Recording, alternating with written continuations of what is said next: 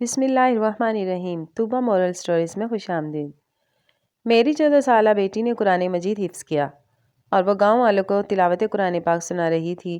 اچانک پولیس آئی اور میری حافظ قرآن بیٹی کو اٹھا کر لے گئی اور اسے جیل میں بند کر دیا۔ کچھ عرصہ بعد ہمیں جیل سے فون آیا کہ تمہاری بیٹی مر گئی ہے، جیل میں آ کر اس کی لاش لے جاؤ۔ میں بیٹی کی میت کو لینے گئی تو میری بیٹی کی لاش بہت وزنی ہو گئی، اتنی وزنی کہ وہ 10 لوگوں سے بھی نہیں اٹھ رہی تھی۔ معاملہ کافی بگڑ گیا تھا۔ پھر ایک عالم کو بلایا گیا۔ جب اس نے میری بیٹی کو ہاتھ لگایا تو اس کا دل پھٹ گیا، کیونکہ میں آج جیسے ہی جیل میں داخل ہوئی تو ایک لیڈی کانسٹیبل میری طرف بھاگتی ہوئی آئی اور مجھے کہنے لگی، میڈم صاحبہ سیل نمبر 540 میں چلیں، وہاں ایک چھوٹی بچی فوت ہو گئی۔ کون سی چھوٹی بچی؟ میں نے تو کبھی یہاں کسی بچی کو نہیں دیکھا۔ میڈم اس 14 سالہ بچی کی عمر کاغذات میں 18 سال درج تھی۔ میرے چہرے پر مارے حیرت کے سوال ابھرنے لگے کہ 14 سالہ بچی کی عمر 18 سال کیوں درج تھی؟ وہ میڈم اس لیے کہ 18 سال سے کم عمر بچوں کو سزا نہیں دی جا سکتی، نہ ہی انہیں جیل میں قید کیا جا سکتا ہے۔ تو تم نے مجھے پہلے کیوں نہیں بتایا کہ ایک بے گناہ لڑکی اس جیل میں قید کر دی گئی ہے، جبکہ اس کی عمر محض 14 سال تھی؟ اور اس بچی کو یہاں کیوں قید کیا گیا تھا؟ جی وہ تو میں نہیں بتا سکتی، ورنہ میری نوکری چلی جائے گی۔ میں نے کہا مجھے بتاؤ۔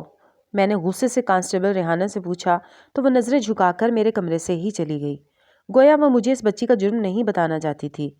مجھے بہت غصہ آ رہا تھا۔ یہ سچ بات ہے کہ میں اپنے پیشے کے ساتھ بہت ایماندار تھی، بھلے میری نوکری چلی جائے لیکن میں کسی کا حق مارنا بہت بڑا گناہ سمجھتی تھی۔ میں آج بھی ایسا ہی سمجھ رہی تھی کہ مجھے اس بچی کے ساتھ انصاف کرنا ہوگا۔ تھوڑی دیر کے بعد ریحانہ گھبرائی ہوئی میرے آفس میں دوبارہ داخل ہوئی اور بولی، میڈم جی وہ بچی دم توڑ چکی ہے، لیکن اب مسئلہ یہ ہے کہ ہم اسے وہاں سے نکال بھی نہیں سکتے۔ ریحانہ کی دوسری بات سن کر میں الجھ گئی تھی۔ میں اپنی سیٹ سے اٹھی اور سیل نمبر 540 کی طرف جانے لگی۔ مجھے 15 منٹ لگ گئے تھے، یہ جیل بہت لمبی تھی۔ کمرہ نمبر 540 میں پہنچی تو مجھے کسی کے رونے کی آواز آ رہی تھی۔ میں نے دیکھا آس پاس والے کمروں سے رونے کی آوازیں آ رہی تھیں۔ میں نے سوچا وہاں جانے سے پہلے ان رونے والوں کا حال پوچھ لوں۔ میں نے دیکھا وہ عورتیں جن کی عمریں 30-35 سال تھیں، وہ ایسے رو رہی تھیں جیسے ان کا کوئی اپنا بچھڑ گیا ہو۔ میں ان سے پوچھنے لگی، کیا ہوا؟ تم لوگ کیوں رو رہے ہو؟ وہ سب کہنے لگی کہ ہم اس حافظہ لڑکی سے بہت پیار کرتے تھے۔ وہ تمہاری کوئی رشتہ دار تھی کیا؟ نہیں میڈم جی، وہ ہماری کچھ بھی نہیں لگتی تھی، مگر وہ تلاوت کیا کرتی تھی روز رات کے 10 بجے سونے سے پہلے بھی، اور صبح اٹھ کر ہمیں تو پچھلے 6 مہینوں سے اس کی عادت ہو گئی تھی۔ کیا وہ پچھلے 6 مہینوں سے یہاں قید تھی؟ میں نے ان عورتوں سے ہی سوال کر لیا۔ جی ہاں، پچھلے 6 مہینے سے وہ اسی جیل میں قید تھی۔ آپ کو آئے ہوئے 1 ہفتہ ہوا ہے، لیکن ہم اسے پچھلے 6 مہینوں سے جانتے ہیں۔ ہم اس کے ساتھ مذاق کرتے کہ تم تو اتنی چھوٹی عمر میں جیل آ گئی ہو، ضرور تم نے کوئی بہت بڑا جرم کیا ہوگا، اب ساری زندگی تمہیں یہیں کاٹنی پڑے گی۔ یہ بات سن کر تو وہ کبھی روئی بھی نہ تھی، بلکہ ہمیشہ مسکراتی رہتی تھی۔ ہمیں اس کی یہی عادتیں پسند تھیں۔ 14 سالہ معصوم بچی کے چہرے پر عجیب سی پختگی اور قوت ایمانی تھی۔ وہ ہمیشہ یہی کہتی تھی کہ تم دیکھ لینا، مجھے یہاں سے چھڑانے کے لیے بہت بڑا بادشاہ آئے گا جو بادشاہوں کا بادشاہ ہوگا۔ اس کی باتیں سن کر ہمیں تو لگتا تھا کہ وہ پاگل ہے۔ ایک عورت پھر سے رونے لگی، ہائے اللہ ایسے نصیب کسی کی بیٹی کے نہ ہوں۔ اس بچی کا کیا قصور تھا؟ وہ تو بہت معصوم تھی۔ میں نے دیکھا کہ جیل میں سب اس لڑکی سے خاص انسیت رکھتے تھے، جس کی وجہ سے یہ لوگ آج رونے پر مجبور ہو گئے تھے۔ میں اس لڑکی کے سیل میں آئی تو ایک عجیب سی خوشبو پھیلی ہوئی تھی۔ مجھے کانسٹیبل ریحانہ نے بتایا کہ اس بچی کو خوشبو اور عطر کا خاص شوق تھا۔ وہ بس ایک ہی چیز مانگا کرتی تھی اور یہ اس کے گھر سے آ جایا کرتی تھی۔ کیا جیل میں کوئی عطر لگاتا ہے؟ یہ تو بڑی ہی عجیب بات ہے، میں نے ریحانہ سے کہا تو اس نے ہاں میں سر ہلا دیا، مگر وہ ابھی بھی سچ بولنے کو تیار نہ تھی۔ پھر میں نے دھیرے سے آگے بڑھ کر اس کے جسم کو ہلایا۔ وہ ٹھنڈا ہو چکا تھا اور جسم اکڑ چکا تھا۔ میں اسے الٹ پلٹ کر دیکھتی رہی، مگر اب کچھ نہیں ہو سکتا تھا، کیونکہ اس کی روح واقعی اس دنیا سے پرواز کر چکی تھی۔ وہ دیکھنے میں بہت معصوم سی لگ رہی تھی۔ اس کے چہرے پر نور بھی تھا اور اس کے ہاتھ میں ایک پرچی تھی جو اس نے اپنی مٹھی میں زور سے دبا رکھی تھی۔ میں نے بڑی مشکل سے اس کے اکڑے ہوئے وجود کو کھولا اور وہ پرچی نکالنے میں کامیاب ہو گئی۔ میں نے دیکھا اس پر نیلے رنگ کی سیاہی سے کچھ لکھا ہوا تھا۔ اردو میں جو باتیں لکھی تھی وہ مجھے سمجھ آ گئی تھی، مگر نیچے کچھ لائنیں اس نے عربی میں لکھی تھیں جو مجھے سمجھ نہیں آ رہا تھا۔ اس نے بڑی منت کر کے جیل کی انتظامیہ سے اس بات کی درخواست کی تھی کہ اسے جیل کے اندر اسی کمرے میں دفن کیا جائے، بھلے سے اس کی قبر پر کوئی تختی نہ لگائی جائے، لیکن وہ یہ چاہتی تھی کہ اس کا جنازہ اسی جیل کے اندر دفنایا جائے۔ یہ بات بڑی عجیب سی تھی، کیونکہ ہم کسی طور پر بھی قانون کی خلاف ورزی کر کے ایک بچی کو جیل کے اندر دفنا نہیں سکتے تھے، لیکن اب ظاہر ہے اس بچی کی شہرت ایسی تھی کہ میں سوچنے پر مجبور ہو گئی۔ اس کی دنیا میں کوئی خوشیاں نہیں تھی، لیکن جاتے جاتے ہم اس معصوم بچی کی بات کا مان رکھ لینا چاہیے تھا۔ میں نے یہی سوچا کہ میں جیل کی انتظامیہ سے بات کرنا چاہتی تھی، اس بچی کی خواہش کو پورا کیا جائے، لیکن اس سے پہلے مجھے لواحقین کو موت کی اطلاع دینا تھی۔ میرے لیے اس وقت اس سے زیادہ پریشانی کی بات کوئی اور نہ تھی کہ میں نے اس لڑکی کو دفنانے کے لیے اس کی وصیت پہ عمل کرنا تھا، کیونکہ وہ معصوم اس دنیا سے بس ایک ہی خواہش اپنے سینے میں لے گئی تھی کہ وہ جہاں پر فوت ہوئی ہے، جہاں اس نے جان دی ہے، وہیں پر اس کی لاش کو دفن کیا جائے۔ لیکن مجھے سمجھ نہیں آ رہی تھی کہ 14 سالہ بچی کی موت ہوئی کیوں تھی؟ وہ تو بالکل ٹھیک اور صحت مند لڑکی تھی، پھر ایسے اچانک اس کا مر جانا اور یہ وصیت کرنا میری سمجھ سے باہر تھا۔ میں نے سب سے پہلے جیل کی انتظامیہ سے بات کرنے کی کوشش کی تھی، کیونکہ میں قانون کے بغیر کچھ نہیں کر سکتی تھی، مگر مجھے جو جواب ملا وہ اس سے بھی زیادہ حیران کر دینے والا تھا۔ مجھے کہا گیا کہ میں اس معاملے سے بالکل دور رہوں اور کل تک کوئی حرکت نہ کروں، اور نہ ہی لڑکی کے لواحقین کو اطلاع دوں، اور نہ ہی میں کسی اور طریقے سے کوئی بھی قدم اٹھاؤں جس سے قانون کو ٹھیس پہنچے۔ میں سمجھ گئی تھی کہ حافظ قرآن بچی بلا وجہ تو جیل میں نہیں آئی ہوگی، اس کے پیچھے کوئی وجہ بھی ہوگی، اور ضرور کوئی بڑا ہاتھ ہے جو اس کے پیچھے ہوگا، کیونکہ ظاہر ہے جیل کی اعلیٰ انتظامیہ کو اس بچی کی ایک ایک بات کا پتہ تھا، اور مجھے منع کیا جا رہا تھا کہ میں اس کے لواحقین کو نہ بلاؤں۔ 2 گھنٹے کے بعد ایک ڈاکٹر آئی جسے مجھے اس لڑکی کے پاس لے کر جانا تھا۔ ڈاکٹر نے مانور کو اچھے سے چیک اپ کیا اور اس کی موت کی تصدیق بھی کر دی۔ مجھے ڈاکٹر نے بتایا کہ اس بچی کی موت کو 12 گھنٹے گزر چکے ہیں، اور مزید تفصیلات تو پوسٹ مارٹم کے بعد ہی بتائی جا سکتی تھی، لیکن ظاہر ہے 14 سال کی بچی کا مر جانا، وہ بھی اچانک، یہ بڑی حیران کن بات تھی۔ تقریباً 6-7 گھنٹے گزر گئے تھے، جیل کے باہر ایک بڑی سی گاڑی آ کر رکی، اور ہمیں بتایا گیا کہ یہ بچی کی لاش کو اس گاڑی میں ڈال دیا جائے تاکہ اس کے باقی سارے انتظامات گھر والے ہی مکمل کر لیں۔ اتنی بڑی گاڑی دیکھ کر میں سمجھ گئی تھی کہ یہ اس حافظہ لڑکی کے رشتہ دار تو نہیں ہو سکتے، کیونکہ اتنی غریب سی بچی کے رشتہ دار اتنی بڑی گاڑی کیسے لا سکتے ہیں؟ وہ تو ایک معمولی سی ایمبولینس بھی افورڈ نہیں کر سکتے۔ تھوڑی دیر کے بعد جیل کے اندر 3-4 خواتین داخل ہوئیں جو کسی بڑے آدمی کی ملازمائیں لگتی تھیں۔ انہوں نے کہا کہ مانور کی لاش ہمارے حوالے کی جائے۔ میں حکم کی پابند انہیں مانور تک لے گئی۔ ان لوگوں نے لاش اٹھانے کے لیے اندر قدم رکھے، اس لاش کو پکڑا، اوپر اٹھانے کی 1000 ممکن کوشش کی، مگر نہ ہی وہ لاش اٹھا سکے اور نہ اسے ہلا سکے۔ اس کے چہرے پر خوف طاری ہو چکا تھا، کیونکہ 14 سال کی بچی کو اٹھانا کوئی زیادہ مشکل بات نہیں تھی۔ زیادہ سے زیادہ اس کا وزن 30 سے 35 کلو ہوگا، لیکن وہ اس قدر بھاری ہو چکی تھی کہ وہ 5 عورتیں مل کر بھی اسے نہیں اٹھا سکتی تھیں۔ وہ ایک دوسرے کے منہ کو تکنے لگیں۔ اب ہم کیا جواب دیں گے بڑے صاحب کو؟ اس لڑکی کی لاش تو بہت بھاری ہو چکی ہے، لاش جتنی چھوٹی ہے گناہ اتنا ہی بڑا ہوتا ہے۔ یہ بچی کسی نہ کسی ظلم کی وجہ سے اس حال کو پہنچی ہے۔ اب ظاہر ہے کہ جب تک اس ظلم کا مداوع نہیں ہوگا تب تک تو یہ اٹھے گی نہیں۔ کیا آپ نے اسے کچھ کیا ہے؟ ان میں سے ایک ملازمہ نے میری طرف دیکھ کر پوچھا۔ بھئی میں کیا کر سکتی ہوں؟ لاش آپ کے سامنے ہے، اگر آپ اٹھا سکتے ہیں تو اٹھا کر لے جائیں۔ میری یہ بات سن کر انہوں نے ایک بار پھر سے زور لگانے کی کوشش کی، مگر وہ اس کا بازو بھی نہ ہلا سکے۔ تھوڑی دیر کے بعد باہر گاڑی میں موجود شخص کو اطلاع دی گئی کہ اس بچی کی لاش نہیں اٹھائی جا رہی۔ وہ صاحب بھی دن دناتے ہوئے عورتوں کی جیل میں تشریف لے آئے۔ حلیے سے تو وہ نالی صاف کرنے والے لگ رہے تھے، مگر دولت کی چمک نے ان کو جاہ و جلال بخش دیا تھا۔ انہوں نے مجھ سے سخت اور کہا یہ سب ڈرامے چھوڑ کر میں لاش ان کے حوالے کر دوں، ورنہ میری نوکری بھی جا سکتی ہے۔ میں نے کہا میں اس بات پر کوئی پابند نہیں، آپ چاہیں تو اپنے 10-15 اور لوگ بلا لیں، وہ لاش نہیں اٹھا پا رہے تو اس میں میرا کیا قصور ہے؟ وہ حیرت سے پھٹی پھٹی آنکھوں سے مجھے دیکھنے لگا، پھر اندر جا کر دیکھا تو وہ لاش جوں کی توں پڑی تھی، نہ ہی اسے اٹھایا جا سکتا تھا اور نہ ہی باہر لایا جا سکتا تھا۔ بچی کے چہرے پر عجیب سی مسکراہٹ تھی جو ان سب کے ذہنوں پر لرزہ طاری کر رہی تھی۔ میں بھی کافی حیران ہو رہی تھی اور یہ لوگ بھی سوچ میں پڑ گئے تھے۔ پھر میں نے ان کو وہ پرچی نکال کر دکھائی۔ میں نے کہا بچی نے وصیت کی ہے کہ میں اسے اسی کمرے کے اندر دفناؤں، اور شاید اسی وصیت کی وجہ سے اس کے جنازے کو آپ ہلا نہیں پا رہے۔ یہ حافظ قرآن بچی تھی، اس پر اللہ کا کرم ہوگا، اسی وجہ سے تو سب ہو رہا ہے۔ میری بات سن کر وہ لوگ مرغوب نظر آ رہے تھے۔ ظاہر ہے میری بات ماننے کے علاوہ ان کے پاس کوئی اور چارہ نہیں تھا۔ وہ آدمی کہنے لگا، اگر ہم اسے یہیں دفنا دیتے ہیں تو کسی کو پتہ تو نہیں چلے گا اس کے بارے میں؟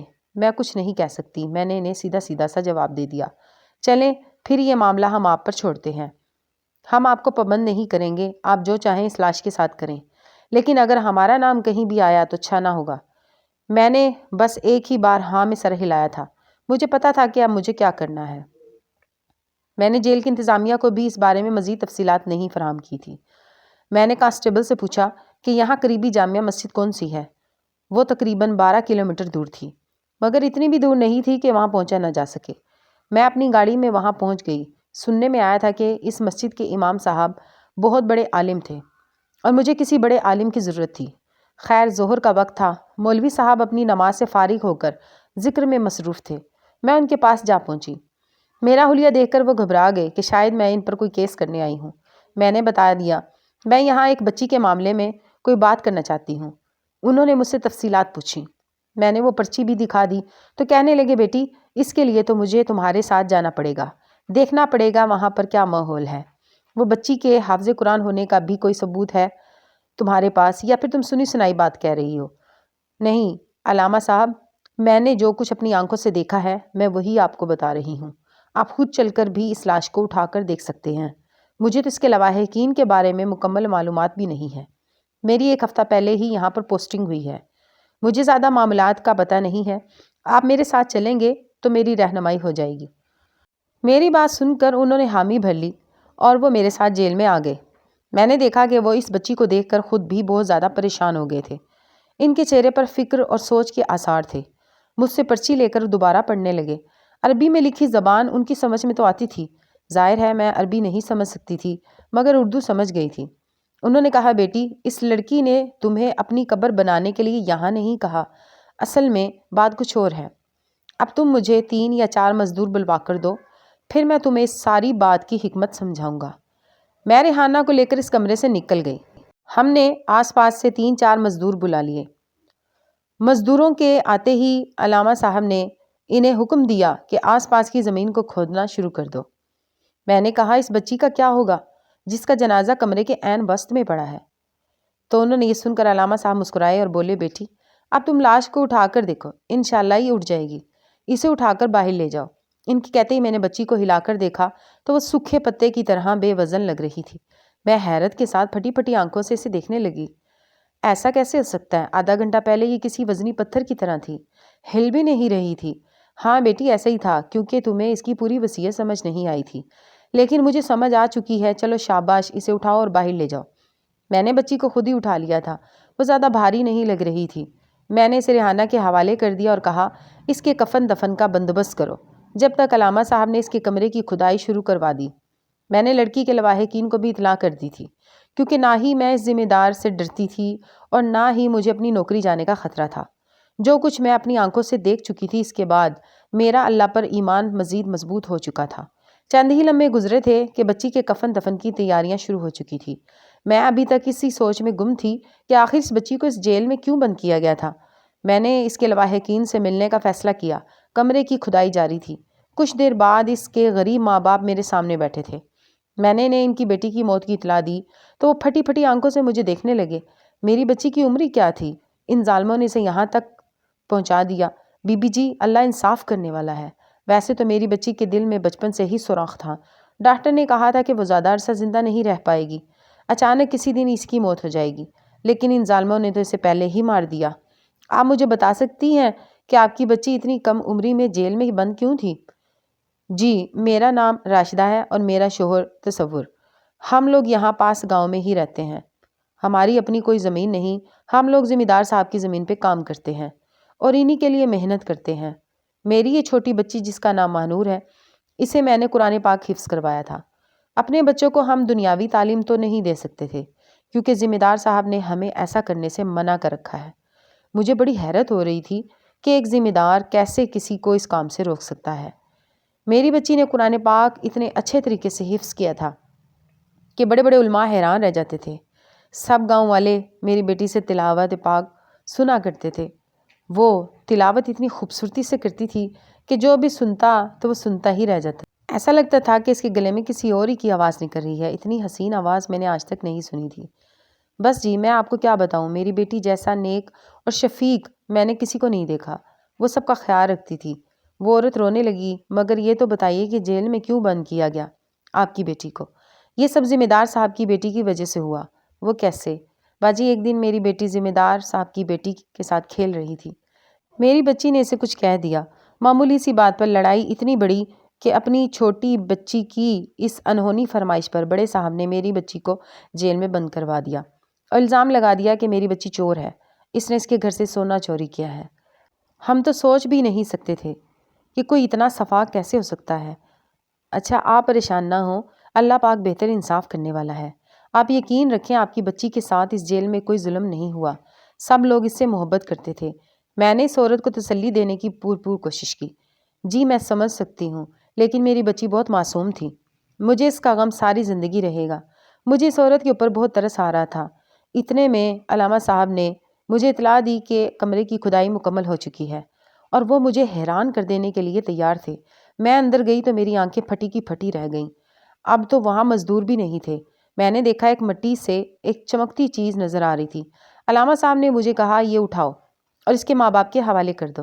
جب میں نے اسے اٹھانے کی کوشش کی تو وہ بہت وزنی چیز تھی، جس کا وزن کم سے کم 5 کلو ہوگا۔ میں نے جیسے ہی اسے اوپر اٹھایا تو میری آنکھیں پھٹی کی پھٹی رہ گئیں۔ وہ تو سونے کی ایک تھیلی تھی جس کے اندر بے شمار قیمتی ہیرے جواہرات تھے۔ اس کا کیا کرنا ہے علامہ صاحب؟ یہ یہاں پر کیسے آئے؟ بس بیٹا، جو اس بچی نے لکھا تھا اس کا مطلب یہی تھا، اسی وجہ سے تو اس کی لاش اٹھائی نہیں جا رہی تھی۔ وہ صبح شام تلاوت قرآن پاک کے بعد اپنے ماں باپ کے لیے دعائیں مانگتی رہتی تھی۔ جتنا عرصہ وہ یہاں قید رہی وہ بس ایک ہی دعا کرتی رہی کہ اے اللہ میرے ماں باپ کو افضل کر دے، اتنی دولت عطا فرما کہ وہ کسی کے پاس مزدوری نہ کریں، ذمہ دار کے پاس بھی نہیں۔ دیکھو تو وہ ہر روز اپنے مالک کو خط بھی لکھتی رہی اور زمین میں دفن کرتی رہی۔ علامہ صاحب نے مجھے 10 سے 12 مزید خط دکھائے جنہیں دیکھ کر میں رو پڑی۔ اتنی چھوٹی سی بچی اپنے ماں باپ سے اتنی محبت کرتی تھی۔ انہیں کی فوٹوکلی جب میں نے ان کے ماں باپ کے حوالے کی تو وہ بھی حیران رہ گئے۔ میری طرف ایسے دیکھنے لگے جیسے ان کے ساتھ مذاق کر رہی ہوں۔ اگرچہ یہ سب کچھ ان کی بچی کی موت کا ازالہ تو نہیں تھا، لیکن اگلے 1 سال میں اس ذمہ دار سے زیادہ جائیداد اور محلات بنا کر انہوں نے اس ذمہ دار کو حیران ضرور کر دیا تھا۔ سچ ہے کہ حافظ قرآن کی دعا ضرور قبول ہوتی ہے، کیونکہ اس کے سینے میں اللہ تعالیٰ کا کلام پاک محفوظ ہوتا ہے۔ اور پھر 1 سال بعد وہی ذمہ دار جس نے اس کی بچی کو جیل میں بند کروایا تھا، اس کی ساری دولت اور عزت مٹی میں مل گئی تھی۔ آج وہ پاگلوں کی طرح سڑک پر بھیک مانگتا ہے۔ مجھے نہیں پتا کہ اس کے ساتھ کیا ہوا تھا، مگر میں اتنا جانتی ہوں کہ اگر کوئی کسی کے ساتھ ظلم کرتا ہے تو وہ ایک نہ ایک دن اللہ تعالیٰ کی پکڑ میں ضرور آتا ہے۔ اس ذمہ دار کے ساتھ بھی یہی کچھ ہوا تھا۔ چینل پر آنے کا بہت بہت شکریہ، اور مزید ویڈیوز کے لیے چینل کو سبسکرائب کریں۔